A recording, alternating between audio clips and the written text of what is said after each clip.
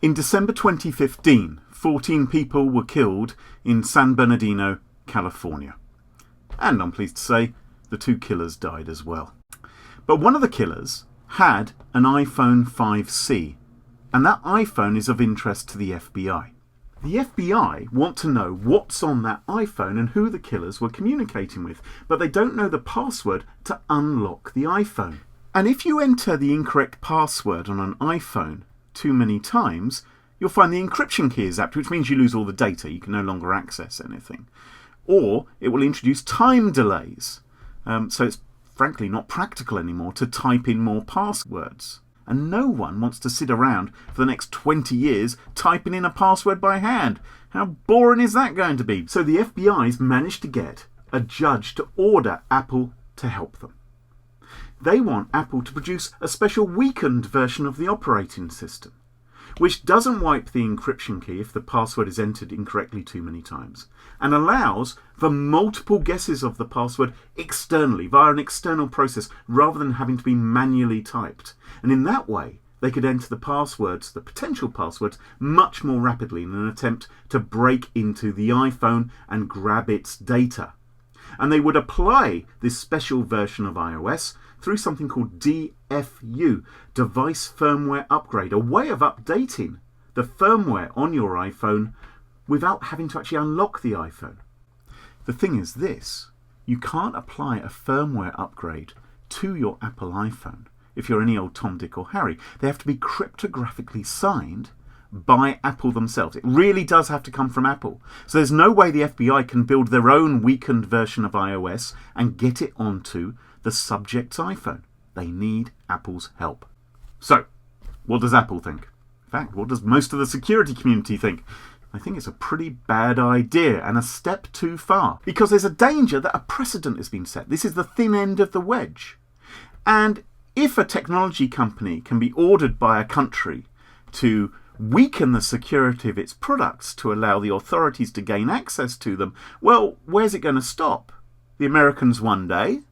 Maybe next week it'll be China asking for it. Maybe it'll be United Arab Emirates, or who knows who wants to keep track of its citizens and wants technology companies to effectively build in back doors. It's an awful lot harder to refuse to build a back door for one country if you've already built it for another.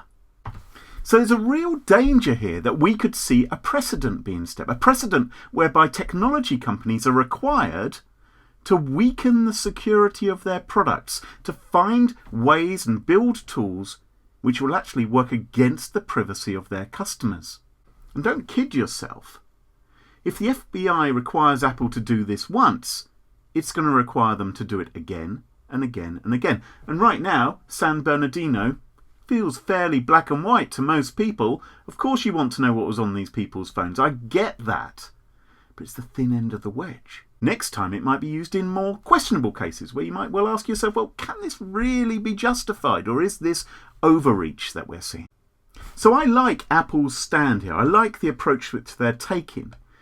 But, I'm not kidding myself. This is also about money. It is a key part of Apple's marketing that they are not interested in your data. Unlike the likes of Google, unlike Facebook and many other of the .com companies out there, Apple isn't really that interested in your personal information. It doesn't want to see what your messages are. It's not trying to monetize from that. In fact, Apple goes out of its way to make sure that it can't read your messages. It doesn't want to have the ability, because that way, whenever someone comes knocking on their door and says, we'd like to check out this person's messages, they can say, well, we don't have access to them. Sorry, that's your problem.